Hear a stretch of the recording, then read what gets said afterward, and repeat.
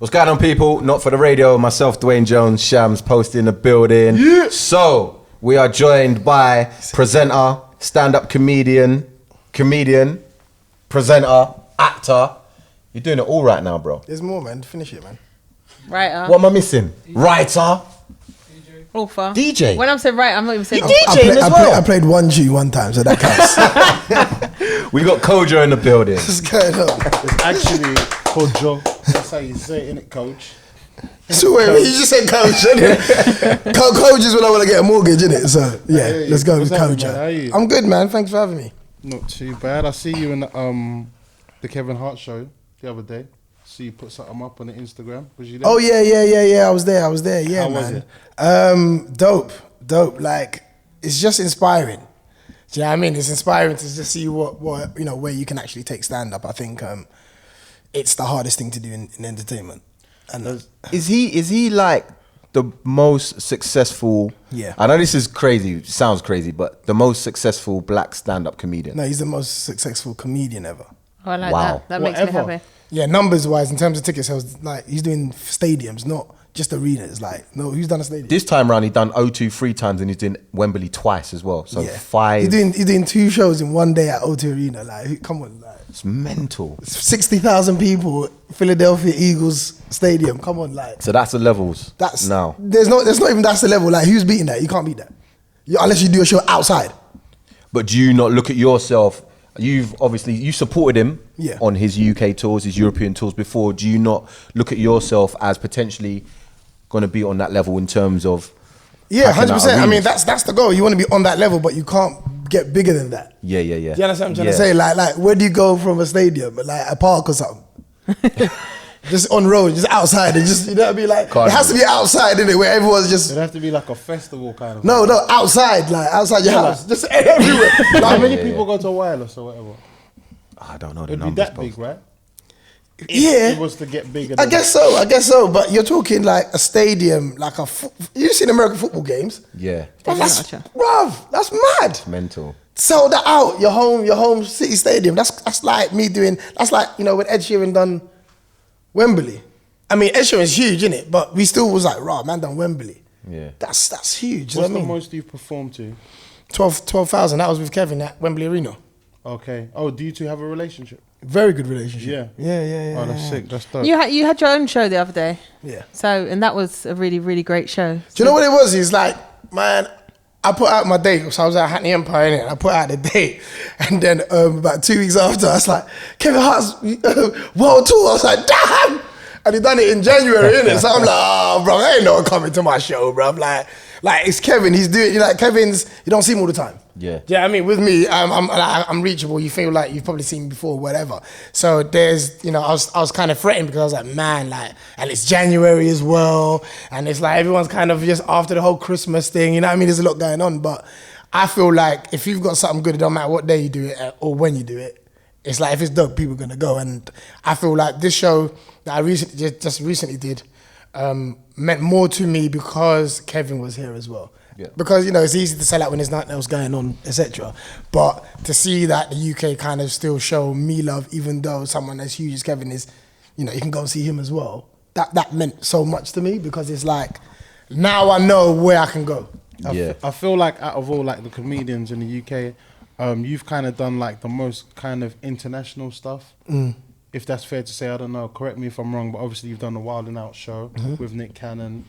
And, I know you're great friends with Amber Rose to some degree, right? That's what you care about. Obviously. See how he tries to act Dinner, normal let's about do it. this. Yeah. So it's like, would you say that you would be the most successful UK black comedian we've had? Nah. Who would you say that is? Lenny Henry. Okay, apart from that kind of era, let's talk about Richard art. Blackwood. Richard Blackwood, Yeah. you would say. The way I look at it is like this, man. If I go to Devon, innit, who's gonna know Kojo? That's how I always say that to myself. If I go to Devon, innit, who's gonna know who I You'd am? be surprised though. You might, yeah, Like Devon might have been the wrong. No, because my thing is like, You're on national radio as well. yeah, I understand that, but I feel like if me and Richard Blackwood is walking in Devon, they'll know who he is first. Yeah. Then No, but You need to get up on EastEnders. he goes, he goes gym as well. No, do you know what? No, I feel like Richard had his own show. Like, I mean, I don't know if I'm downplaying what I've done, but I feel like Richard had like the Richard Blackwood show. Do you see what I'm trying to say? Like, crazy. you have to understand, like, this guy was the business. In the business when people left their house to go and purchase something, not at home. You can just download it. Like he was that dude. Do you see what I'm trying to say? So for me, I feel like I still got a long way to go to kind of get to his heights. Because also he had people behind that. Do you see what I'm trying to say? Like I'm a bit more DIY. Yeah. Do you see what I'm trying? Like I'm more hands-on than he would probably be. Like he's never put on a show. Do you see what I'm trying to say? So where are you living now? Because I'm confused. I see you're living, and I speak to you. You're in LA, but then every week you were still on the radio here in the UK. Like, what's going on? Where are you now? It's 2015, 16. You're just flying in and out. No, do you know what it is? It's Spending a lot of time in LA. when I basically, I mean, I'm sure we'll cover that in a minute. But when I left radio, I made a decision to go and be in LA, and just kind of just be around where I feel like the best are, because I think everyone in Hollywood thinks they're the best at what they do, or why you there kind of thing. Do you see what I'm trying to say? And or they think they have the potential to be great. But LA is a place kind of where it's a lot of it's networking. 90% of it's with networking. 90% of it is just being around. 90% is just eating in the right place. It ain't about, I'm going over there because I'm doing a movie, or I'm going over there. Like, you just got to be around, because like staying in the game is based on relationships. You see what I'm trying to say? And I've built mine over 16 years now. Do you see what I'm trying to say? So I can go to LA and be comfortable and do any comedy club I want and have the right meetings. I'm meeting, and because I write films now, it's like, that's where I want to be. I want to have these meetings with actors and actresses who I've grown up watching. Do you know what I mean? And then it's like, it's that easy to kind of have these meetings based on you going over there offering something. I think, when you go to Hollywood, everyone's kind of like, I want to do this and I cannot have that. I'm not asking for that. I'm kind of coming over there offering stuff. Do you know what I mean? So it puts you in you get into different meetings when you're offering stuff, So I'm in LA and I'm in London, but I'm back and forth. Because again, the show at Hackney, really, like, I've done Hackney so many times, but that show the other day, that was go on Kojo, we got you. Do you know what I mean? And I feel like now I'm even more fearless than I've ever been, because now the game plan is so strong that I can just go forward and I already know what's coming. So in the midst of all this, you've done so much. You've been going for a long time, which is in itself a great accolade. You've wrote a book, Above Romance. How did that come about? That come about because I know too many girls that moan, innit? That's what women do. Women get up and think, well, how can I moan today? Like, that's the agenda. I don't know about that. Okay, I don't know. I wake so you're up and moaning feel now. like, can You're I moaning smile now, about? but you're moaning now, though. So No, I'm not moaning. I'm thinking. I'm saying I don't know. Now, I generalize, but ultimately, I know a lot of women, and the conversations that I get most of the time it's about men, innit? So, and it's normally like, why are men full of shit, or why are men the same, and all men are the same, blah, blah, blah, blah, blah. My mum's always said to me, if you want to tell a woman something, write it down, innit? Like, because you might say it in the wrong tone, you might say it at the wrong time. Tone is everything. Do you know what I mean? Yeah. Do you know what I mean? That's Yeah. long. Do you see what I'm trying to say? But if you write it down, a woman will digest that how she wants it said to her. That would really upset me. Why? I like to hear people's tone of voice. You write it down, I can misconstrue it. That's why I don't like all this texting. No, but you're talking about texting and all that other stuff, but it's a book, innit? Like, if you read it, you get time to go back. I can say something, I can't take it back. You can revisit what you've just read. Do you see what I'm trying to say? So, and look, let's not lie. There's nothing to misconstrue from text. However you receive it is how it's meant to be said. That's what I believe. Oh, you do? Yeah, I believe that. Yeah, of course. You've never if you get read okay it from me, wrong. no, it's a problem, innit? If you get an okay response, it's a problem. Oh wow, I'm trying to think back whether or not there's been any. Oh, yeah, you've got a few okays. I'm joking. Do you feel there's a ceiling here for black comedians in the UK? There's a ceiling in general. I don't put it into just comedy. I think I'm sure you guys who are doing what you lot do. No, there's a ceiling. But I think People say there's a ceiling in that America. other- There's a ceiling in America. I think the ceiling in America is you can still get a big house. But there's a ceiling. Do you know what I mean? But here you can get a couple trainers, a tracksuit, And a watch. Well, I mean, this is a pretty fancy Oh, watch. you're not going with that already. You came here, That's normally sleeves rolled Posty's up to your question. elbow. That's normally Posty's question. Yo, bro, what's that watch saying, man? No, I feel like there is a ceiling, but ultimately, I think a lot could be done with that ceiling. Like, I'm positive. I'm a positive person. I feel like a lot more can be done with the little that we're given.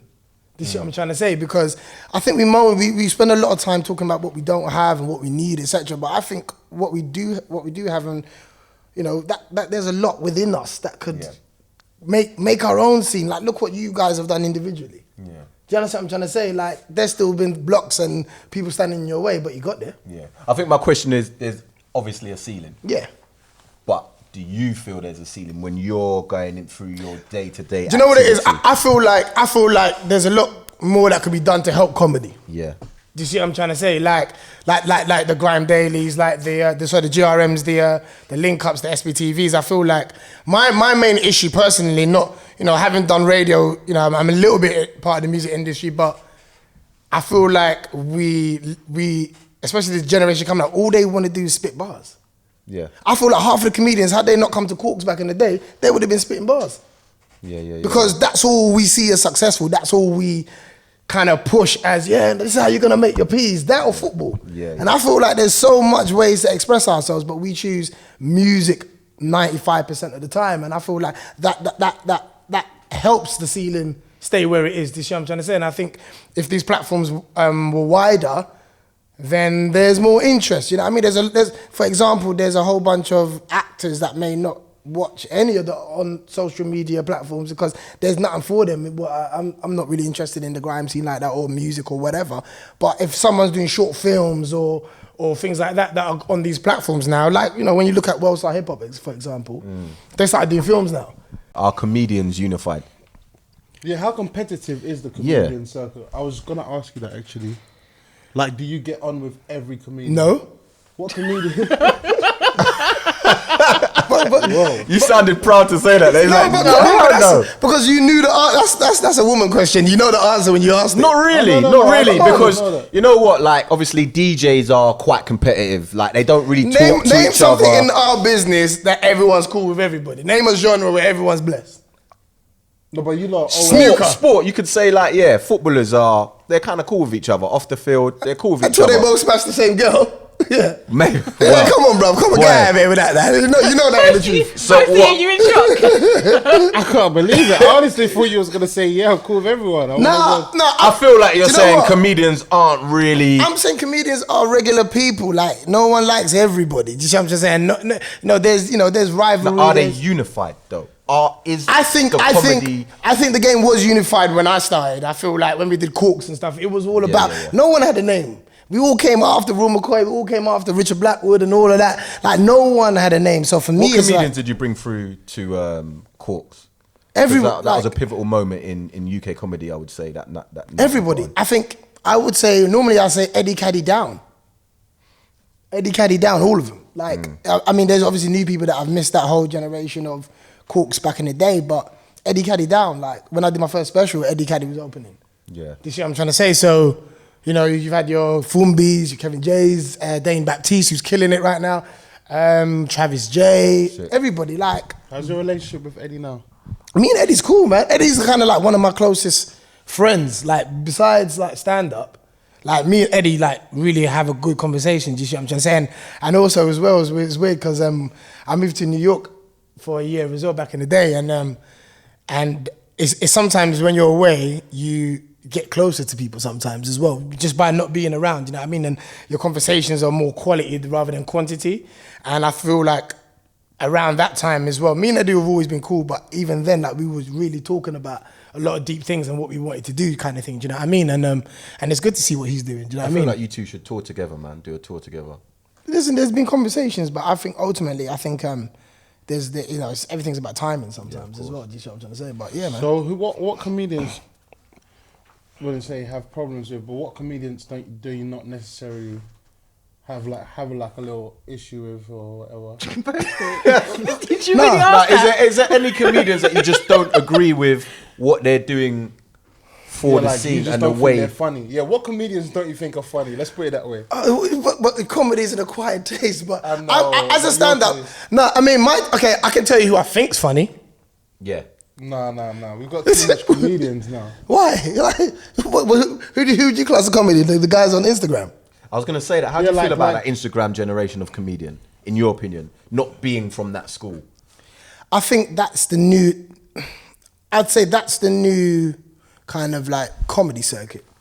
You understand what I'm saying? Because they, I can't hate on what they do because they're trying to make names for themselves like we did. We didn't have the internet like that, so we had to go to the live performance on stage and get it. But my only thing is that there's no longevity in what they're doing unless someone like Posty Whoa. says, hey, I like Mike's comedy. Let me give you a show on GRM Daily or GRM. Like, other than that, there's like, what do you do? When I book you, what are you gonna do? You're not gonna do the video stuff you do on Instagram. You know what I mean? Like, are you gonna host? You're not a stand-up comedian. Like, there's a lot of them trying to fall into stand-up now for validation. I was just So about do to you think ask you Mike's that. comedy's funny? I think he's hilarious, but for me, I want to put him in a movie. Okay. Do you understand what I'm trying to say? Like, there's a lot of comedians that should be doing movies. Like, if this was America and all these guys were American, they'd be in Friday, they'd be in House Party. That's what they would be doing. You understand? But there's no validation for them. I'm going to do another funny video, get bare likes, and then what? So do you think that, obviously you guys had to tour the circuit. Do you think that the internet age is ruining that stand-up set? The training that you guys had, because that was a rough training ground to go and have to go places. In front of people, yeah. Yeah, in front of people, tough crowds as well. You know how people, they're tough crowds to please. You don't have a funny joke, it's real peak. Oh yeah, they let you know. Yeah, so do you think that that's kind of ruining their training ground by them not being on that circuit? No, because they're not stand-ups. I think if they said I want to be a stand-up comedian, then the stages are still there. You can still go and perform. And now, do you know what? You've got a little bit of a following now. So when you go on there, people know who you are. For example, King Batch is huge on Vine and all the other stuff. And he's now starting to do stand-up. But what he's trying to do is kind of be a newcomer in stand-up. But you got 10 million followers on Vine. Like, you can't do that. The smart thing to do is, hey, let me get someone to help me do a right for me and go on like Kevin Hart. Because if you get good writers, you ain't got to worry about slugging it out in a comedy before. Like, you've already skipped that level. We know who you are, kind of thing. You know what I mean? When you're new, people don't know who you are. So you're kind of building that brand gradually. But you're coming into it with so many people knowing who you already are. I think the smart business would be, let me get a team of writers together. White Yardy's killing it as well. Yeah, he's doing his thing. You get me? And he's now doing stand-up. I had him on my show the other day. You get me? But it's a totally different Who thing. don't you like, man? We're trying out here, man. We're trying to draw you out. Bruv. We know that you don't. But I like everybody. Comedy game. I know, man. But I like everybody. I like don't think everybody. they're funny. There's somebody who it is. No, do you know what it is? No, I think my frustration isn't with one specific individual. It's just, I just feel like, sometimes genuinely, like I feel like I'm on my own out here. You understand what I'm trying to say? Like, realistically, I haven't really been on the comedy circuit for like 3 years. I've been writing films. I've been trying to have all these answers so that when I come back to stand up and, that's booming again, and, TV people go, oh, what ideas do you have? I've got answers. I never had answers before. I was just carrying a mic all over the place. So now I've got answers. But I feel like I need other people to have game plans. Do you see what I'm trying to say? Like, okay, you're funny, now what? Like, I'm about the now what? Like, where are we going from here? You got bare likes, okay, great. Now what? Like, So basically, Before other just that comedians lack vision. they don't. They're chasing the next check. Like, you don't know. Like, if you go to a comedy show, you come out of another comedy show and you see a flyer with everyone you've just seen. Do you understand what I'm trying to say? And I can't tell people what to do and how to feed their family and kids and all the other stuff. And by all means do that. But I just feel like people look at me and go, all right, man's doing Dave Chappelle, man's doing Kevin Hart, man's doing this and that. Like, I'm thinking about what I'm doing. Do you see what I'm trying to say? I say no to more shows than I do say yes to. Not because I can afford to say no, because I know that that's not going to do anything new for me. You understand what I'm trying to say? And when I think like that, it's like, oh yeah, but Kojo's this and Kojo's that. And then I get something beautiful, and then people say to me like, rah, like, why is it always Kojo? Kind of thing. Speaking of that, like, so you're on the Big Brother panel show now, right? Yeah, I'm gonna be doing some stuff on it. Yeah. So how did that come about, and what's your role in that? They've asked me to go in the house twice. Got a Big Brother house. Really? Yeah. But they cut some nice checks though, no? I know they do, Yeah, but Kojo's again, miserable, you know. He's the old man. He's why do you say I'm miserable? You're miserable. Why? To be When fair, you're the not- thing, Oh, you've to got be a fair, character, yeah. should I tell you Your something? miserable character that some people don't see is fucking hilarious. It's hilarious. Should I tell you something? Yeah? That I've don't get noticed, it. yeah? It's hilarious. All comedians, yeah, and Here even we when go. I was younger, like even the DJs that I thought like were really funny are not that funny in normal life. Like they're serious people. Do you get what I'm trying to say? And I think that you're obviously not saying that you're not funny in normal life. You have your moments, but in general, you're very like Serious. level-headed and serious, and you know what I mean. Like I'm probably more funny than you in my normal life. Wow. yeah. He just wanted Do you know to what I mean? position himself. You see that No, positioning? no. You But see I'm that just trying to positioning? say- Very well done, Posty. No, but I'm just trying to say, Bravo. how- Nah, do you know what it is? I feel like this, man. Like right now, you lot have got me. I've got my smart hat on, innit? Yeah. Like I'm not with my man, them. I'm not with my boys, chilling. Like it's not like that. Like I'm a chameleon. Like I'm totally different people in different scenarios. There's times when you got to be serious, and I feel as though I can't. You know what it is? Like so Eddie Caddy for me is what I think people want from a comedian. When you see Eddie's big energy, hey, boom, boom, boom, boom, boom. A lot of silly shit. Like, but Eddie can do that because his personality is big, blah, blah, blah. I was like that until the game got serious. Do you understand what I'm trying to say? I was like that. I am like that. I'm the biggest fool in the room, but I can also be the most serious person in the room. Do you know what I mean? And I feel like your life experiences shapes you. Do you see what I'm trying to say? And what you go through and what you see shapes your personality as well. So for me, it's like, bro, I'm in real conversations out here. Like, you don't know what I do. Like most of my stuff isn't silly shit. Like, I'm trying to get movies done. There's a struggle with that. I'm trying to get UK Kings of Comedy at Wembley Arena. Like, I'm having serious conversations. And when I feel like people aren't thinking like me and they slow me down, how can I be silly? How can I be jokey all the time? Do you see what I'm trying to say? I'm a businessman, so I'm looking at the business opportunities for comedy. I've given myself that title where, okay, well, I can't trust no one else I can't chill out and someone else is gonna do it. Who? I do see that you do when Why? you do put your business hat on and you action. I would love. Do you know what? We'll answer that question even more clearly when I did Wild and Out. That's the first time in my whole career, bro, someone else was in charge and I was cool. All I had to do was just come and be funny and be silly and not worry about who's getting paid, not worry wasn't about your project. Yeah, like yeah. I could just be silly like everyone else on there. Like that, you know how liberating that was? Like it felt great to just be silly. But every other situation, I'm that guy. I'm in control. I have a lot of things to worry about and think about and make sure that person's cool. Even like when we shot the movie, What film are you talking about? The Weekend. Yep.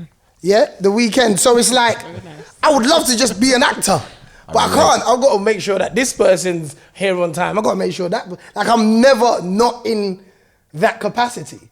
Do you see what I'm trying to say? So when people do see me, I do sometimes have this energy of, right, Kojo's miserable, but I'm not.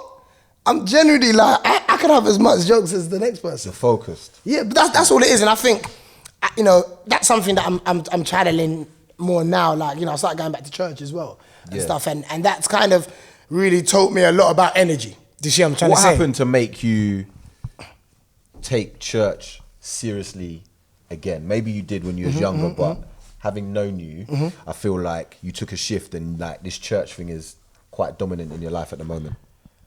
I think, you know what, for me personally, I feel like I could be good by myself, innit? But I don't think I can be great without religion. Yeah. That's just me personally. And just through like my life experiences, last year was like, probably one of my toughest years.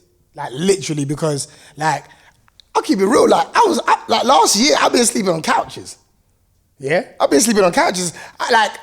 It's so deep. Like, when I gave up radio, I said to myself, I want to go to LA because I want to do these things. Like I said to you, like LA is not, I'm going there because I've signed a contract to do this. Yeah. Do you see what I'm trying to say? It's like, this business takes a lot of faith. And people say faith all the time and they quote faith and they put the post of a quote up and blah, blah, blah. But unless you're practicing and studying faith, you don't really know what it is. Because there's faith to say, yeah, I've got faith in what I do, and then there's believing in that faith. And faith is kind of knowing what's going to happen before you see it. Like, even like stuff on Instagram, you can't believe everything you see anymore. That's the world we live in. So for me, it's like I had to remove something big for something big to come in its place. Do you see what I'm trying to say? And faith for me is like, okay, show me how much faith you got. So I gave up something dope like radio. Do you see what I'm trying to say? Like, and let's keep it real. Who thought I'd do radio? That was never any ambition of mine. I'm not like sitting on the top of the tree like, oh, man's on radio, boom, boom, boom. That's not what I got up in this business to do, but it was a blessing. But I believe for what I want to come in, I got to make big room for it. Do you see what I'm saying? And breakfast show isn't like any other show. It's life-changing. You're getting up at random o'clock. You still have to have your meetings all day. You go into bed early when everyone's like, yo, let's go to this launch thing. Do you know what I mean? It really changed my life. But as a comedian, all I was doing was getting up at 7 in the evening, leaving the yard, going to do a show. So there was a lot of hours in the day I wasn't even using. Do you understand what I'm trying to say? And radio really made me get up early and really use as many hours. Like one of my friends died at Gifford. I don't know if you remember him, TNT. Yeah. And like he was like one of the closest people to me, especially when I started Corks and stuff. And that was the first funeral that I went to where it felt like I was being buried. Literally, like I had a crazy experience. And I was like, if that was me being buried right now, what would I be saying? All I'd be saying, oh, what I should have done, what I could have done, blah, blah, blah. So it just really motivated me to say, listen, man, take every opportunity that comes at you. Do you see what I'm trying to say? But in terms of like the religion, it's just for me. I just feel like I've grown up in and around the church. I didn't want to go to church when something bad was happening. Yeah. I feel like there's a lot of Christianity. There's a lot in Christianity that I don't agree with, but I feel like I've got a really good personal relationship with God, and I'm happy. And I went through a year of faith last year, and it's brought me to the blessings that are coming this year. Do you know what I mean? But I feel as though I'd never had a bad patch in my career, really. I've always kind of been nice. I've always just every year doing something new. But that year, I had to go through that to test how strong I am to deal with what's to come. Do you see what I'm trying to say? And that was me. That was my own like personal growth in my story, really. So That's a nice story. you've had your show on MTV. Yeah. Killed that. You've turned over Hackney Empire 10 times. Yeah, 10, 30 times now. Enough. Like, killed it, sold it out every single time. You got a movie coming out that a lot of people are excited about, the Weekend movie. So talk to us about that. I'm excited. The Weekend, boy, it's a film script that I wrote like 6 years ago. Yeah. And it's again, there's one thing to just write a script and say, hey, I've written a script, can you not make it? But you know, comedy, I was a producer without even me knowing I was a producer from Corks. When you put something together and orchestrate it, that's what producers do. So I got into that side of things as well. So now I'm looking for what kind of cast I want. When I first wrote it, it was me, I think Arnold, Ocheng, and Jay Brown. That's what we wanted to do. This year, I'm trying to say, and we was like, Arnold's listen, in the building. yeah, and we was like, yo, Acting Hollywood. this is the free. I didn't know if camera can see. Yeah, it, nah, he's there. Listen, everyone knows he's acting Hollywood today. It's cool. but like that's what I wanted to do. But I feel as though the timing, for whatever reason, wasn't right. A lot of things had changed. Another Hood came out as well. Do you see what I'm trying to say? And the people that was going to do mine ended up doing that. So you know, and again, the script weren't ready.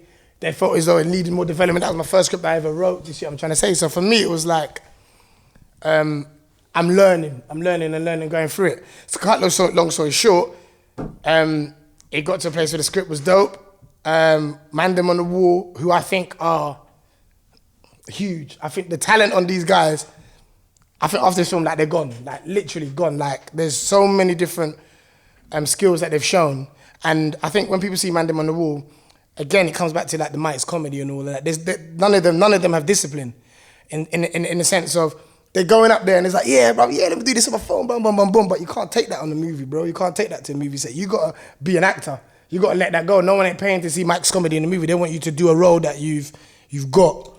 Oh, so you don't think that they can expand? Boy, No. He's saying he wants them to expand. No. They all can definitely expand, but there needs to be discipline in it. No one wants to go and see Man Them on the Wall in the movie.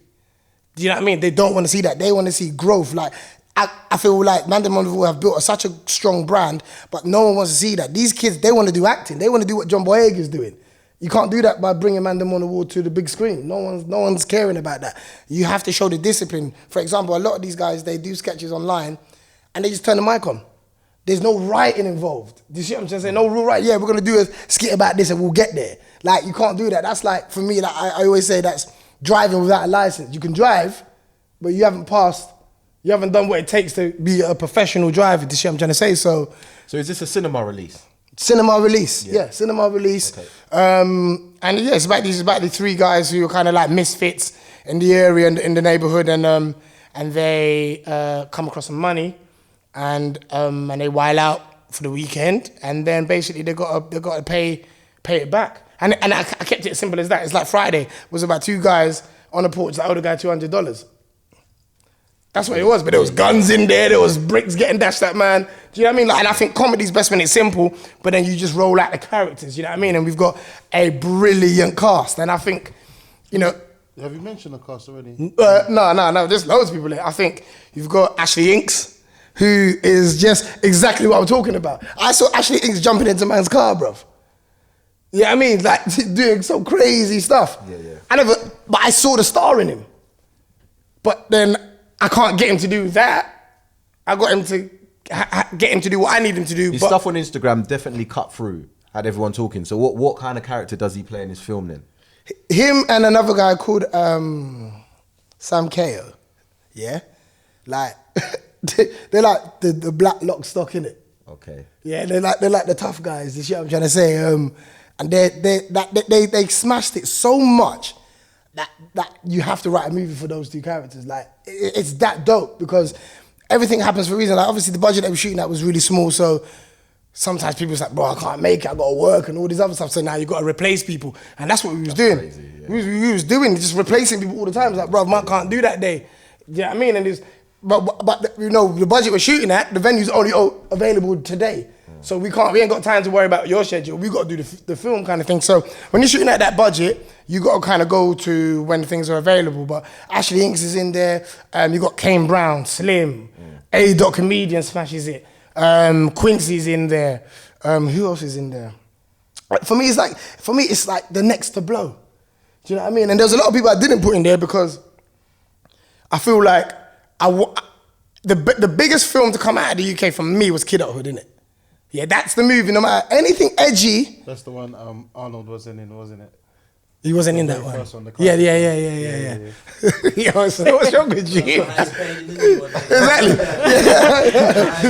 You're gonna get your And NFTR. hold on, but it's the other ones. Arnold just said from the background, he's the highest paid what in the new one? I know where he lives too. I'll take you there. Nah, Champagne Duane got you. But hold on, I'm the highest paid nigga in Adulthood the made new more one, money than yo. Kidulthood. So let's go. But I'm saying like, Sorry, you what? Adulthood made more money than Kidulthood. Okay. But I'm saying that the one. That's the one I was in. The one that people still talk about before anything else is Kidulthood, and that's the only movie where we didn't know nobody, didn't know none of the cast, and I think all the other ones they had names by then, they'd done a little bit of other stuff, but they didn't have the impact that Kidulthood did, and I feel like the scene needed a fresh set of talent. Do you know what I mean? So I kind of look at the Don't Jealous Me's and the Mike's comedies and who else is on there? Like there's a lot of online talent. I can look at them on Squeezy. Squeezy kills the film like on another level because again Arnold for me is like somebody who Arnold George, yeah. It's somebody who for me I feel like I don't think people give him a chance. Do you see what I'm trying to say? Squeezy. Yeah, I don't think people give him a chance. Me personally. But is that because there's not, when you say people, is there that much opportunity at the moment? I know, for example, you did the ITV thing, so big up to the people at ITV for giving us that kind of... 30 seconds. You got 30 seconds? Bruv. Your thing was 30 seconds? Bruv, it was nonsense, bruv. Let's not big them up that much. And bring through some comedians do you know as well. I will always be a part of the solution, innit? Yeah. Yeah, like Lonyo, big up to Lonyo and when we hustle and all that. They hit me up about the show and I was like, I know what this is. Do you know what I mean? 6 comedians on a half an hour slot. Like, what is this? Mobo's coming up. Do I care? That's what No. I'm saying. Is there, when you say people don't give them a chance, they're not giving anyone a chance. Like, No, but what I'm trying to say is like I've this. just mentioned a group of 8 commissions or so on and so forth. And to you, that's not even a chance. So what chance is there for him? But this is what I'm trying to say. This is what stops me from having a laugh all the time. Like I watch people like Kanye, and a lot of people look at Kanye and think Kanye's mad, man. Kanye's too aggressive, and bruv, Kanye is somebody who's in a nightclub, he's seeing somebody get shot next to him, and no one else is reacting to it. And he's looking at the world like, you don't want me to act like someone and just get shot next to me. Like, there's so much unfairness, but people just happy to just go on every day and just chill and blah, blah, blah. And then you're the one that's always voicing it, and people end up getting to the point where like, calm down, man, relax, man, it's not that serious, but it is. Like, I see the people that are blowing up in America, and we have the same talent here. So I can't go online and see A Squeezy and go, yeah, he needs to be in a movie straight away. 100%. Straight away, because it's that rawness that sometimes acting classes can take out of you. Because sometimes you just want that raw ability, that somebody that you can just say, you know what, but just, fine tune him. Give him a bit of like ground rules to say, just do that. Do you know what I mean? But now he's got an acting credit. Do you see what I'm trying to say? And I feel like there's more that can come, and there's different kind of actors. There's people like your Arnold Ochengs and Malamines who are school proper actors, and then there's people that act. Do you see what I'm trying to say? And there's different levels, and it's important that we know that. And this isn't going to be at no Oscar level, but it's just like a Friday, it's like a house party, it's like a Notherhood and all those films. Do you feel like, because obviously when I come to that set, and I saw the way that you had set everything up, I feel like because you're a talent, you provided a space and a hub for the talent that you was commissioning for this film.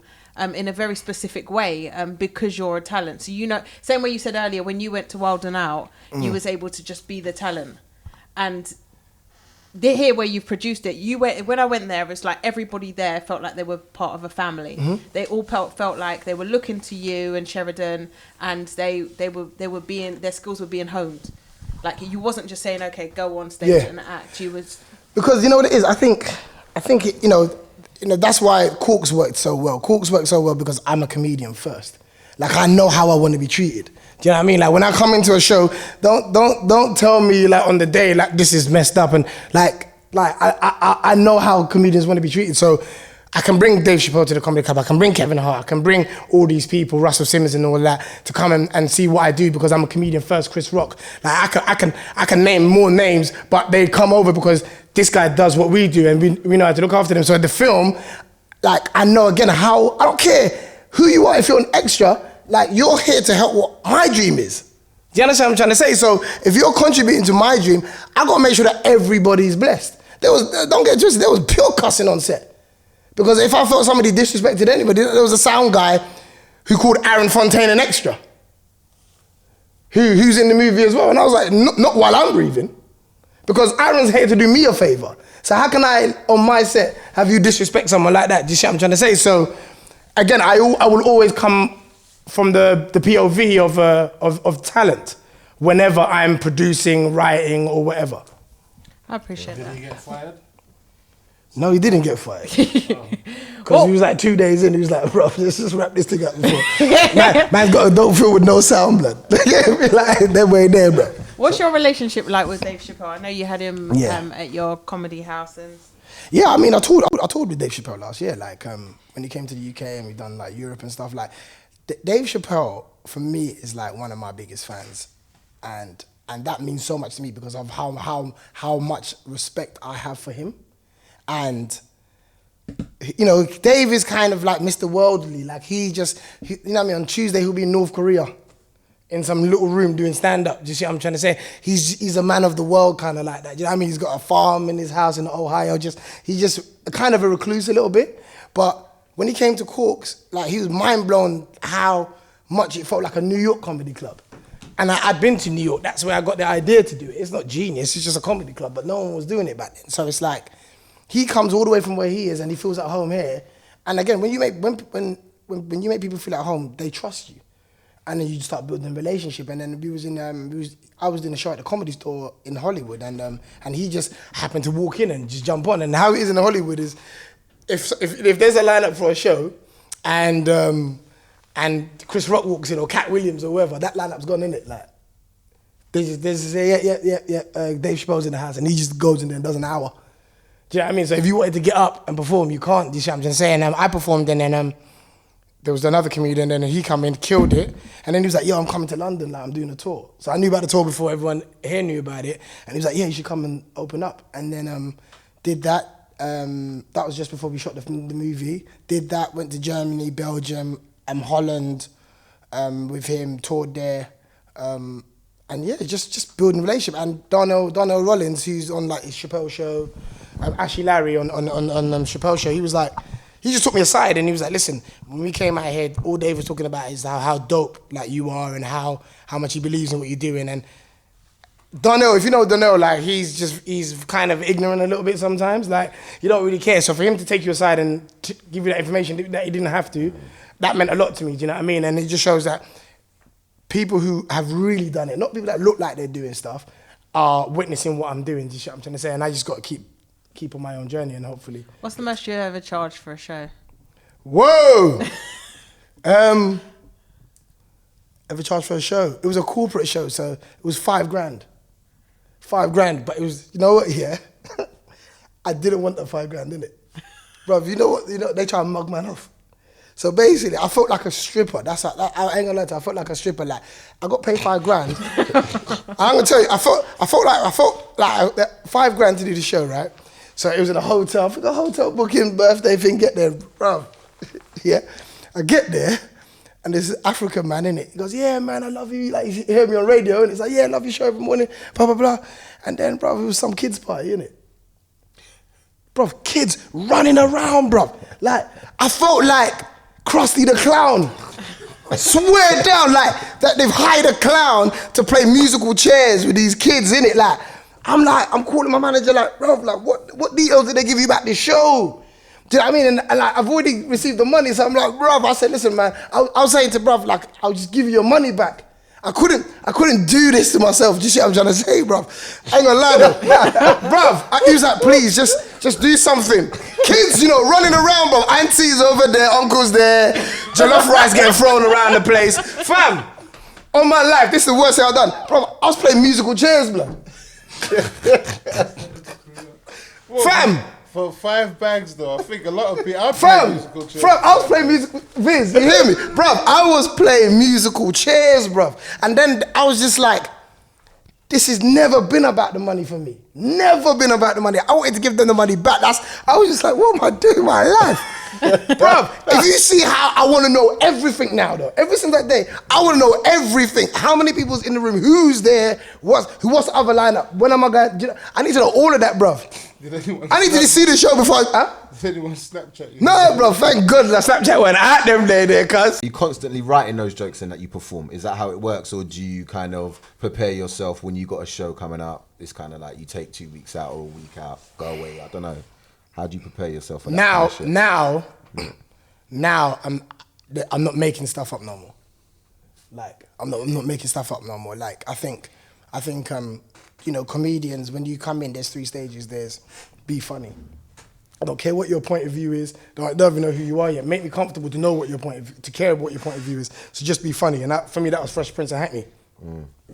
Nothing logical about it. Just be funny, yeah? Then the next one I did Live and Kicking, that was my point of view. So we was talking about the riots and how I felt about the riots and stuff like that. And David Lammy at the time. And, the riots being where I was from in Hackney. Do you see what I'm trying to say? That was my point of view. Now the special that I'm working towards now is, who are you? And I don't think anyone really knows who I am because I haven't told anyone who I am. I've dabbled in family bits and pieces here and there, but both of my parents sold drugs, but really badly. Do you know what I mean? So I was in foster care from 5 years old. Do you see what I'm trying to say? So no one really knows who I am, and I feel like the only thing to set yourself apart from everyone else and to not be a comedian that also has a joke about running for the bus and missing it, you got to start telling your story. Hence why LA to some people is like, right, man made big move. No, I ain't made no big move. I'm just living. I'm living, so I got stuff to talk about. Do you see what I'm trying to say? I don't want to get into a room and go, like, oh yeah, imagine if this. No, what am I imagining for when the life that I live is amazing? The people that I've met along the way is dope. And I have to find a way of getting all these experiences into stand-up. That's what makes Kevin so great, is that he's talking about himself. He's talking about himself. There's not much, made up stories, etc. How about people, sorry to cut you off, how about people stealing your material? Have you ever experienced that? Of course I have, but you know what, my own admission is, when I first started, the first thing I did, when I found out about comedy, I recited the whole of Martin Lawrence, You So Crazy. Recited it. I used to just perform it, not in front of a crowd, but that's what I did. And then, and a lot of comedians, when you're starting out, you don't know who you are. You don't know what kind of comedian you are. Are you deadpan? Are you loud? Are you physical? Like, there's so many aspects to it. And that's why I feel like what separates me from people personally, I think, is because I went to a comedy school. When I tell people that comedy school, they say, oh man, someone taught you how to be funny. I was like, no, they taught me the it's an art form. Do you know what I mean? Like when you go on stage, what's the first thing people notice about you? Do you know what I mean? Do you have eye contact with everyone in the room? Do you see what I'm trying to say? It's those little techniques is what separates funny people from comedians.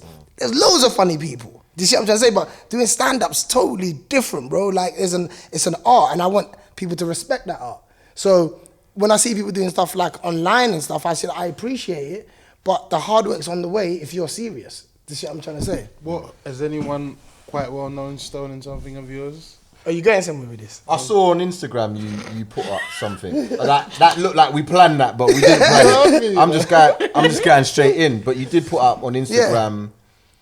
I don't actually know who the other person was. I just saw a video or something. So basically, you said "Come on, bro" or something like that. So basically, the same show, the ITV show, right?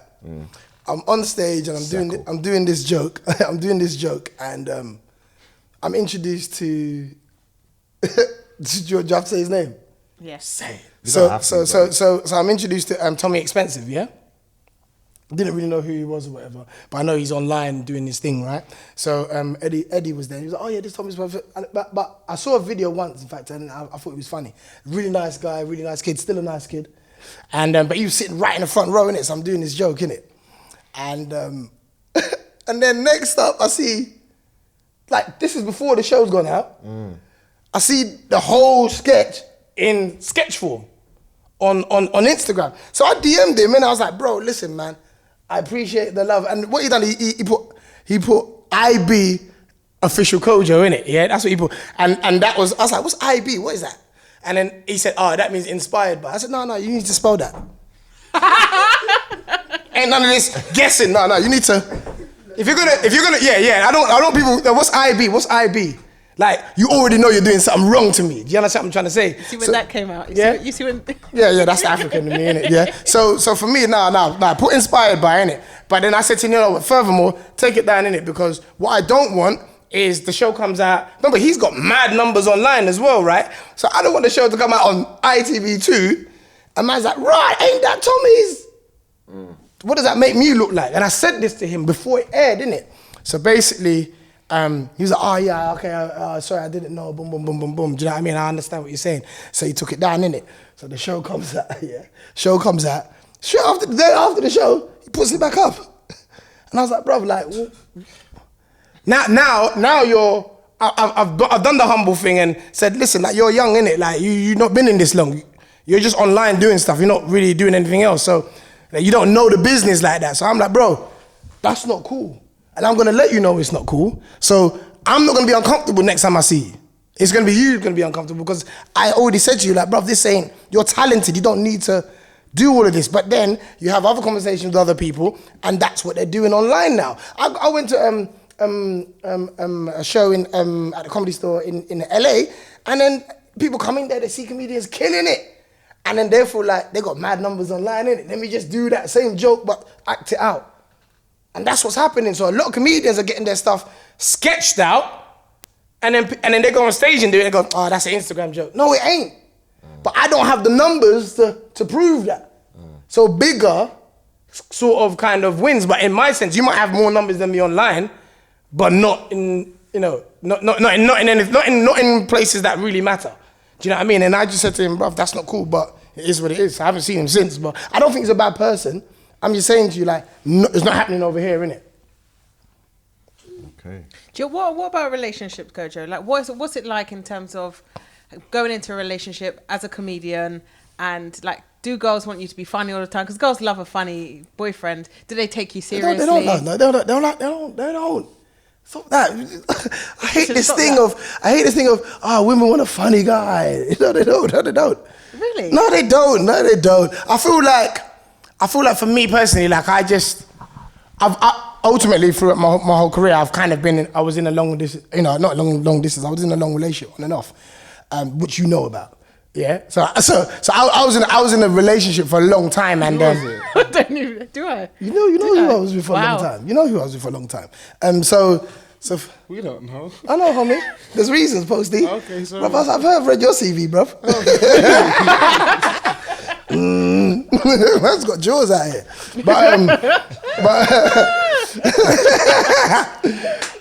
Post that, Posty. No, I was in a long relationship for like most of my career, so it is difficult. But again, like I feel like to be successful in anything you're doing, there's some things get sacrificed. Family, relationships, like friendships. Do you know what I mean? A lot of things get sacrificed, and I feel as though I met the person who's perfect, but at the wrong time. Do you understand what I'm trying to say? So for me, it was like, what do I care about most? And for me, it was my career and building these relationships. I feel like now, where I'm at in my life, like I'm ready to meet that kind of person. This shit I'm trying to say. So I've had my fun. This is Kojo's Tinder advert. No, bro. No. What's the for that? No. Do you know what? Don't even swipe right on this. Even speaking of that, sorry, I do notice that some of your Instagram pictures lately, I don't know if you're still doing them, but you've been doing like some photo shoot ones lately, like where it's all like dark in the background and you've got like a white t-shirt and like it's just like bare, like smooth and that. What's that? Glistening, you know what I'm talking about, innit? Yeah. But when people do photo shoots, what happens? Are you appealing to the female audience with those kind of posts? Because I see, do you know what it is? Because it's like the pictures. Doesn't he know what I've been doing out here? Wow. Are you mad? Am I appealing to them now? It's like, whoa, you understand? okay, Whoa. I don't know, innit? I don't know. You got Coach. competition, Jaws. Listen. Homie. No, but you know what? I find your Instagram your post so funny sometimes? It's because the picture's saying one thing like, girls like me now, but the caption is saying something like, today is a great day, inspired by all of that, you know, like a positive quote. But I know what you're doing. That's all I want you to know. What you're doing. But you gotta show an example, because I don't think you can. I don't think you can. That's how confident I am. Yeah? So hey, man, gonna dig out to 2014. Look, so anyway, I found that Now come on. See now. Right now. As a female, tell me what does that say? Like me now? Does that say like me now? Look at the picture first, and then look at the caption. Does that say? He's got the full body, the Giuseppe's. Then it's like, he's doing that. He's got the watch, the Giuseppe's. Look at. Can I be real? Can I be real with you? I didn't even know they were Giuseppe's. I didn't even know. I'm not into them like that. I was just styled and I wore. I didn't even know. You know when he tries to act humble. You see them humble. You felt like you looked good. No, hold on. Instead of, do you know what it is? See, my trick knew it was is something if I feel like I look good on Instagram, like I took a picture, I'll just put the picture up, no caption in it. So you could take it however you want to take it. Yeah. And I let the comments do the Yeah. talking. Do you know what you do is you put out a picture. Yeah. And you just start talking about some positive stuff that have nothing to do with it. But sometimes, but you know what it is? Sometimes people might like the picture, and if there's a nice message behind it, why? Right. Maybe you have nothing to say positive. Maybe your picture's all the positivity that we need. You know. You was clutching there. You was clutching though. You was clutching. No, but for me, I feel like, you know, I'm not going to put a picture of myself that I don't think is cool. And to be fair, there's pictures of me that are jokey, that funny, that there's me at my worst, there's me at my best. I'm not out here photoshopping me in the fucking vest in my bedroom. Do you know what I mean? Like, I think you should see all sides of me. And I don't like them Instagram. I don't follow people that just all pictures and you don't really get no essence of who they are. Do you know what I mean? I think you see me at my worst and you see me at my best. Speaking of, we've spoke a lot on the comedians that are on the circuit that are online mainly. What are your thoughts on RS? Because he's done a little bit more than just, he's done quite a lot more than just posting videos online. He's actually gone a little bit further and it looks like he's put some time. When you say further, like what though? Tell me what's further. You said that they don't write. It looks like he's wrote some stuff there now. No, yeah, okay, yeah. But this is what I'm trying to say, but, man, like, I love the guy. I think he's brilliant. He's vexed with the RS. He don't want the RS thing to, because that's not what he wants to do. He's an actor. So already he's on my wavelength. Already he's on my way of thinking, because yes, he's done something brilliant, but that could be, you know, I call it the migraine skank syndrome. Could that be the worst thing that's happened to your career because of how big it was? Or is that shade? It's not shade. There's loads of people. Sirius and Maxwell D. Like, when you have something so big. What else? He's at his session for that. How long can you go for? No, but I'm just saying, like, there's loads. And we know that there's loads where something so big that it could hinder you. And that's all people want. When Dave Chappelle does stand-up, people say, I'm Rick James, bitch. Like, he's past that. You don't want to be doing that shit, but that's what the fans want. So RS is already on my level because he's done something that he didn't know it was going to go so insane. And I think the character's dope. Like, even though I'm writing the sequel to The Weeknd, and I want to put that character in there, innit? But I know he doesn't want to do that anymore. Do you see what I'm trying to say? So for me, he is a writer, but again, it's what now? Now, I don't think anyone's going to give him a chance as himself. Are you? Hopefully. But again, it's like, I just wish. Nah, he's got a chance. I think he's doing big things. I think he's about to do big things. I hope so. Yeah, no, I think he is. I hope so. Yeah. But then that's it. Look, at the end of the day, if he's From done. what I'm hearing anyway. I think if he's done something with the RS stuff, then I am all behind him and I'll support him. And if there's anything that I can do to help what he's doing and vice versa, then that's dope. Do you know what I mean? Like I think that's one of the funniest characters that are genuinely funny.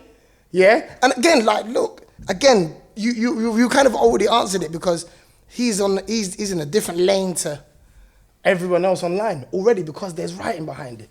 You can see that there's writing behind it. And there's something people need to understand, that when you plan ahead, it's so much doper than just, let me just do something. Like you lot started posting up this thing, the Shut Up remix where these comedians were doing. Come on, that's stupid. That for me was stupid. There was nothing in that. How creative was it to do Shut Up in another accent? Anyone could have done that. For me, anybody could have done it, but everyone's sharing it. Everyone's sharing, where was the comedy in that? That's for me, that's bottom line comedy. That's me getting a phone and just going blah, blah, blah, blah, blah. That's not entertaining to Kojo. All the kids love it because their attention spans are not as long as mine. Do you see what I'm trying to say? So they just want quick, and I get it. But RS is in another lane from everybody clearly, but you can see why, because there's writing behind it. There's someone's thought about, and he's working with the other guy. I can't remember his name. I think and he knows what he's doing. He knows what he's doing. So when you're around people that are thinking about your craft and who you are and how to really manipulate the online situation, then you got a great platform that you're starting from. Do you know what I mean? So I rate RS, man. I think he's sick, and rappers are talking about him, and everyone's co-signing him, and it's a good look. All right, Coach. Congratulations. Wait, before you go, when's the film out? Man, it's gonna be this year. I think, like, there's I can't say too much on the business side of it, but we're looking very, very, very, very good. We're looking very good. I'm writing a second one. Put it that way. I'm writing a second one. Can I cast for that one as well? Can I? Yeah, but Chams, I got you. We got you, and there'll be a proper budget this time. Yeah, I can't wait I always look after Sham, and you always look after me, and I love you for that. All right. Look after us, me look after the homies. Not for the radio, NFTR, subscribe now. #NFTR.